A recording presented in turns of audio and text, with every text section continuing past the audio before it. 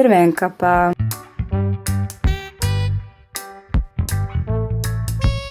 Baka je bolesna, rekla je mama Crvenkapi.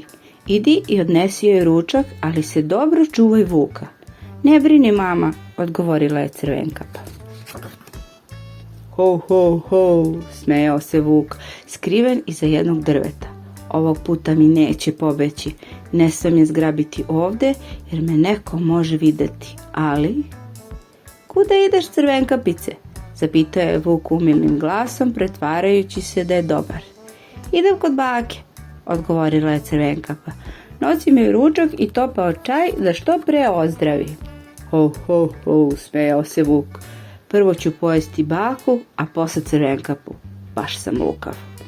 Vuk je zakucao na vrata bakine kuće i promenjenim glasom rekao: Otvori mi, bakice, to sam ja, Crvenkapa. Donosim ti ručak i topli čaj da što pre ozdraviš.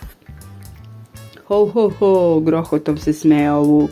Upala si u klopku, prvo ću pojesti tebe, a posle tvoju unuku. U pomoć! Povikala je baka i potrčala prema ormaru da se sakrije. Šteta, vajkao se vuk. Uspela je da pobegne u ormar, ali ja ću obući njenu odeću i prevariti Crvenkapu.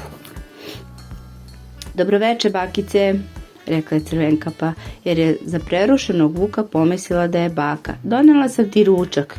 Hvala, unuko, odgovorio je vuk. Baš si dobra i pametna.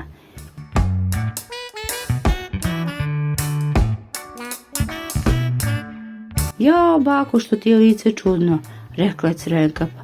A što su ti te kuži velike? Idemo da pozovemo lovce, rekao je jedan od zečića. Jao, što su ti velika usta, ponovo se začudila Crvenkapa. To je zato da te bolje pojedem, povikao je vuk i skočio iz kreveta da uhvati devojčicu.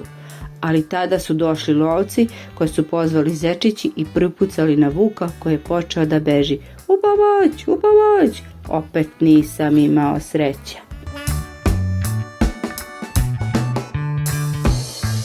Baka, koja se povratila od straha, pozvala je Crvenkapu i dva simpatična zečića na večeru.